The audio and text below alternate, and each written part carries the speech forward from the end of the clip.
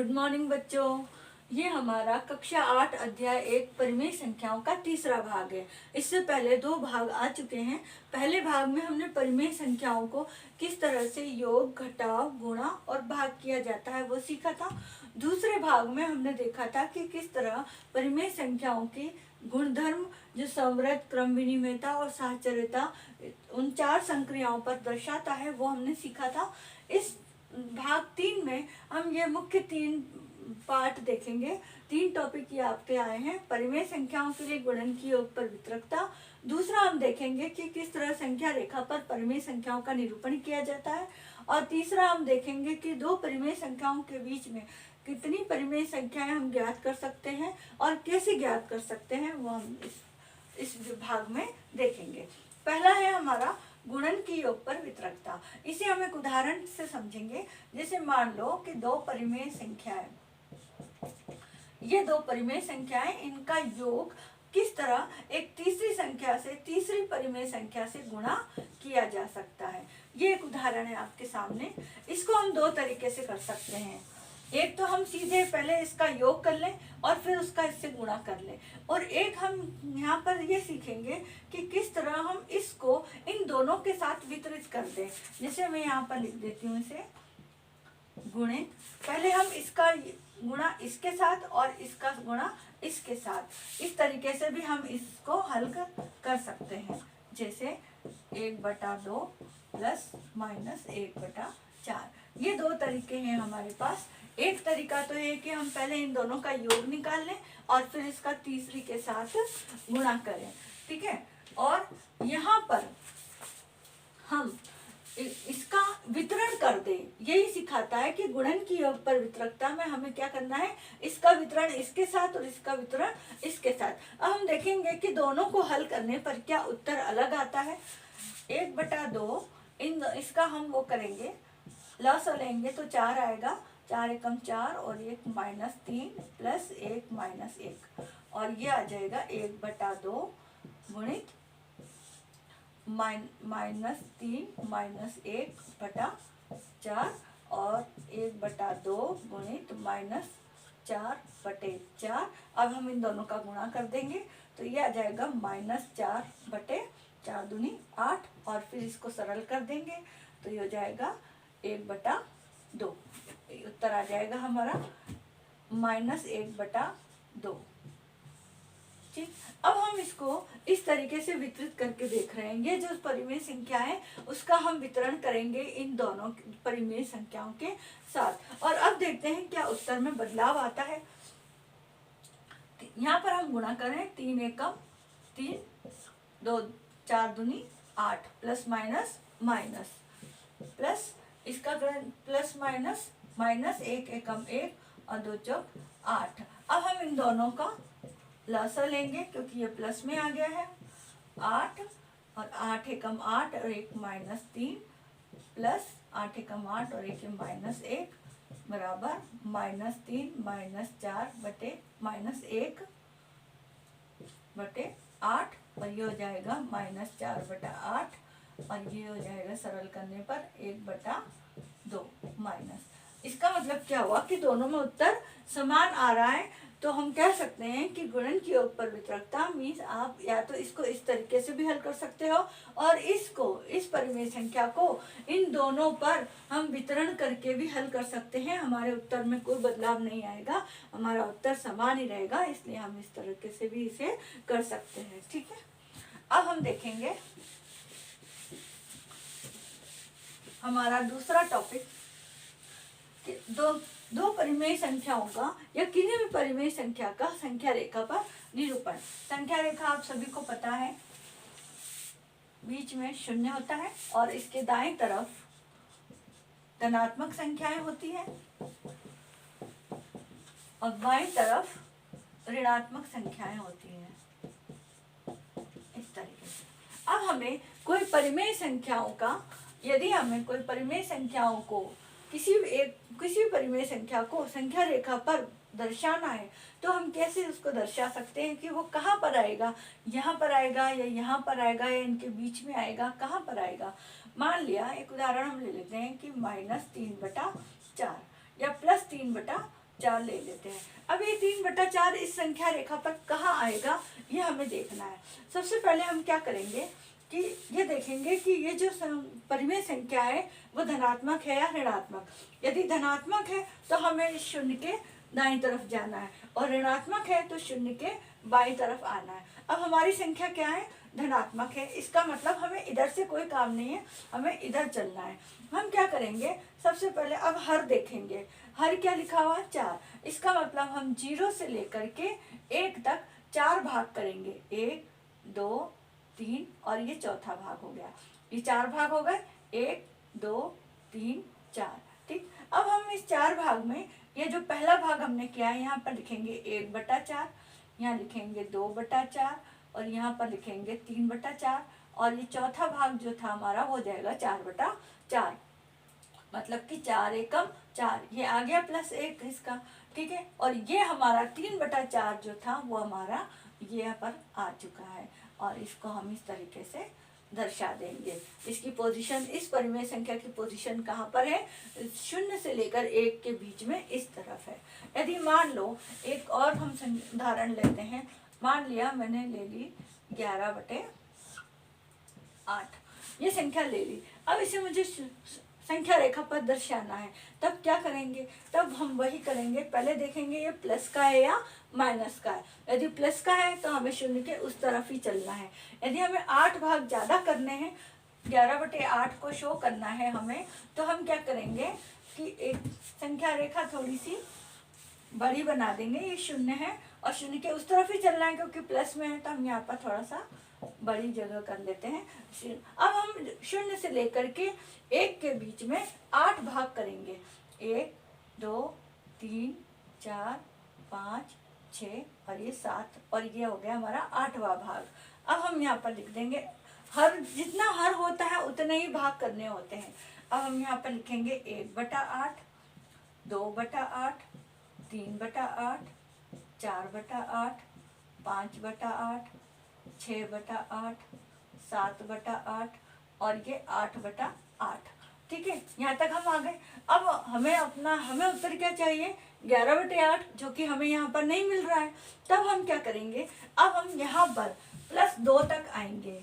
ये दूसरा भाग हमारा क्या है, दूसरी +2 है। अब हम वापस 1 से लेके 2 तक के बीच में 8 भाग करेंगे। 1 2 3 4 5 6 7 और ये 8 भाग कर दिए। अब हम वापस 8/8 तक आ गए थे। अब वापस आगे बढ़ेंगे हम 9/8, 10/8 और ये आ गया हमारा 11/8। हम इसको पूरा लिख देंगे, 12/8, 13/8, 14/8, 15/8 और ये हो गया 16/8। 8 एकम 8, 8 दूनी 16 और ये +2 आ गया हमारा। और हमको 11/8 दर्शाना है, तो ये हमारी पोजीशन आ गई इस परिमेय संख्या की यहाँ पर। ठीक, इस तरीके से हम किसी भी परिमेय संख्याओं को संख्या रेखा पर दर्शा सकते हैं। यदि कोई परिमेय संख्या माइनस की है तो माइनस का भी हम एक उदाहरण ले लेते हैं। मान लो ये ले दी मैंने 3/2, ये संख्या मुझे दर्शानी है। तो अब हम क्या करेंगे, ये 0 ले लो और 0 से इस तरफ आ जाओ, -1, माइनस की तरफ चलना होगा। अब हमें क्या करना है, 2 भाग है, हर 2 है तो हम इसके 2 भाग करेंगे। 1 भाग ये हो गया और 1 भाग ये हो गया। ठीक है, और अब हम इसको लिखेंगे 1/2 और ये हो गया -1/2 और ये हो जाएगा -2/2। मतलब -2/2 तो -1 आ गया, लेकिन हमें क्या चाहिए, -3/2 चाहिए। तो हमें फिर आगे बढ़ना होगा और यहाँ पर जो हमारा -2 है, इन -1 और -2 के बीच में हमें वापस 2 भाग करने होंगे। ये 2 भाग हो गए और -2/3 और ये आ गया -3/2। ये हमारी पोजीशन आ गई। हम 1/2, 2/2, 3/2 से शुरू हुए और 3/2 तक आ गए। ठीक है, 1/2 से शुरू हुए और 3/2 तक आ गए। और भी उदाहरण देख सकते हैं हम इसके। मान लिया कि मैंने 8/5 शो करना है, माइनस का 8/5 शो करना है। अब देख लो, सबसे पहले क्या है, माइनस की संख्या है तो हमें इसे माइनस की तरफ चलना होगा। यहीं पर हम -1 -2 दर्शा देते हैं, -3। अब हमें देखना है हर कितना है, 5 है, तो हमें 0 से लेके -1 तक 5 भाग करने हैं। 1 2 3 4, 5 भाग हो गए। ये 1 2 3 4 और ये 5 भाग हो गए। अब हम यहाँ पर नंबर लिखेंगे, 1/5, 2/5, ये इसको शो कर रहा है, ये 3/5, ये 4/5 और ये आ गया हमारा 5/5। ठीक है, लेकिन हमें कितना चाहिए, -8/5 चाहिए। ये सब माइनस के हैं, ये सब ही ऋणात्मक परिमेय संख्याएं हैं। अब हमें चाहिए -8/5। यहाँ तक तो हमें नहीं मिली, हम फिर यहाँ से यहाँ तक वापस आगे बढ़ेंगे और वापस -1 से -2 के बीच में फिर 5 भाग करेंगे। 1 2 3 4, ये 5 भाग हो गए। 1 2 3 4 5 भाग हो गए इसके। अब हम वापस यहाँ तक आ गए थे, -5/5 तक। अब आ जाओ -6/5, -7/5, -8/5, -9/5 और -10/5। ये हमें मिल गए यहाँ पर -8/5। ये संख्या रेखा पर हमें ये परिमेय संख्या मिल गई। यदि हमें मान लो और बड़ा होता ये मान लो यहाँ पर 11 होता तो भी हम दर्शा सकते हैं। अब हम -10/5 तक पहुंच गए, हमें यहाँ पर नहीं मिली, यहाँ पर कहीं भी हमें -11/5 नहीं मिलेगा, तो हम और आगे बढ़ जाएंगे और ये -2 और -3 के बीच में फिर 5 भाग करेंगे। ये वाला जो हर है 1 2 3 4, ये 5 भाग हो गए। अब हम वापस आगे बढ़ेंगे, -10/5 तक तो हम आ ही गए थे। अब ले लो -11/5, ये आ गई हमारी संख्या, ये परिमेय संख्या। -11/5 की पोजीशन क्या है, -2 और -3 के बीच में यहाँ पर है। इसको पूरा शो करेंगे, हम पूरा लिखेंगे, -12/5, -13/5, -14/5 और -15/5। यदि हम 5 से 15 में भाग देते हैं तो 5 दिया 15 आता और ये -3 यहाँ पर आ रहा है। इसी तरीके से 5 दूनी 10, ये -2 यहाँ पर आ रहा है, ये 5 एकम 5 तो -1 यहाँ पर आ रहा है। और इस तरीके से -11/5 की पोजीशन, -8/5 की पोजीशन अपन देख सकते हैं। अब हम लेते हैं तीसरा टॉपिक। ये आपको समझ में आ गया कि किस तरह की परिमेय संख्याओं का निरूपण किया जाता है संख्या रेखा पर। आपको ये देखना है पहले कि वो धनात्मक है या ऋणात्मक है। धनात्मक है तो शून्य के उस तरफ चलना है और ऋणात्मक है तो शून्य के इस तरफ चलना है। और फिर हम उसके जितना हर होता है परिमेय संख्या में उतने उसके 0 से लेकर 1 तक उसके भाग कर देते हैं और फिर उसे लिख देते हैं। ठीक है, अब आ जाओ तीसरा टॉपिक, दो परिमेय संख्याओं के बीच परिमेय संख्याएं ज्ञात करना। अब इसके दो तरीके हैं, दो परिमेय संख्याओं के बीच परिमेय संख्या ज्ञात करने के दो तरीके हैं। एक पहला तरीका तो है कि हरों को समान करके, हरों को समान करके, और दूसरा तरीका है माध्य विधि से, माध्य विधि। ठीक, पहले हम देख लेते हैं कि हरों को समान करके हम किस तरह परिमेय संख्याओं के बीच में, दो परिमेय संख्याओं के बीच परिमेय संख्या ज्ञात कर सकते हैं। मान लो मैंने ये ली कोई परिमेय संख्या, एक 3/4 ले ली और एक 2/5 ले ली, और मैंने कहा कि इन दोनों परिमेय संख्याओं के बीच की कोई 3 परिमेय संख्याएं बताओ। मुझे निकालने कोई भी 3, कोई भी 5, कोई भी 8, ऐसा आपको प्रश्न में पूछा जा सकता है कि दो परिमेय संख्या दे दी और कह दिया कि इन दोनों के बीच कोई भी 10 परिमेय संख्या निकालो, या 3 निकालो, 4 निकालो, 5 निकालो। आपको क्या करना है, हरों को समान करना है। अब हम ऐसा करेंगे कि 4 को इस 5 से गुणा कर देंगे और इस 5 को इस 4 से गुणा कर देंगे, तो 4 पंजे 20 आ जाएगा और यहाँ भी 5 चौक 20 आ जाएगा। लेकिन ये भी ध्यान देना कि यदि यहाँ पर हमने हर से 5 में किया है तो अंश से भी 5 का ही गुणा करेंगे, और यहाँ पर यदि हमने हर को 4 से गुणा किया है तो यहाँ भी हमें 4 से ही गुणा करना है। बस अब हम गुणा कर देंगे, 5 दिया 15 और 5 चौक 20, यहाँ पर 2 चौक 8 और 5 चौक 20, ये आ गए, हर समान हो गए। बस अब आप 15 से लेके 8 तक जितनी भी संख्या है, आपको 3 पूछे 4 पूछे, जितनी भी आप निकाल सकते हो। अब इनके बीच की संख्याएं कौन सी है ये देख लेते हैं। 8 के बाद 9/20, 10/20, 11/20, 12/20, 13/20 और 14/20 ये आ गई आपकी। तो कि अगली संख्या क्या आ गई हमारी 15/20 और ये हो गई हमारी 8/20। ये तो हमारे प्रश्न था कि इन दोनों के बीच में संख्याएं ज्ञात करो। आपको कहा 3 निकालो तो कोई भी 3 बता देना, 4 कहा है तो कोई भी 4 बता देना, 5 कहा है तो कोई भी 5 बता देना, ठीक है। और यदि आपको कहा जाता है 10 निकालो तो आप एक काम और कर सकते हो, सब में एक एक शून्य बढ़ा दो, इसमें एक शून्य बढ़ा दो, इसमें एक शून्य बढ़ा दो, इसमें एक शून्य बढ़ा दो, इसमें एक शून्य बढ़ा दो।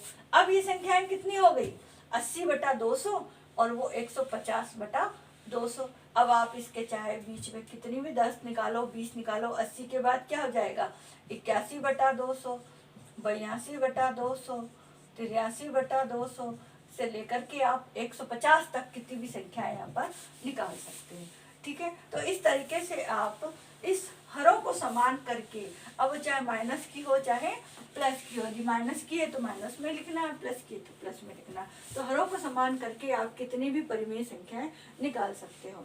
दूसरा है माध्य विधि। माध्य विधि क्या होता है, जो आपने पिछली कक्षाओं में पढ़ा हुआ है।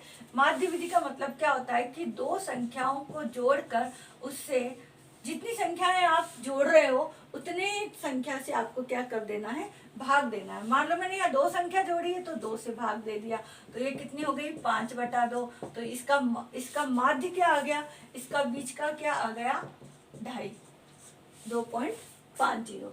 यदि मान लो 3 संख्या ले ली मैंने, कोई भी 3 संख्या है कि 3, 4 और 6, इनका माध्य निकालो। तो हम क्या करेंगे, 3 संख्या को 3 से भाग देंगे और 3 से भाग दे करके और हम क्या कर सकते हैं, इसके योग को 3 से भाग दे देंगे, 10 और 3 13, 13/3 और वो दशमलव में आ जाएगा उत्तर।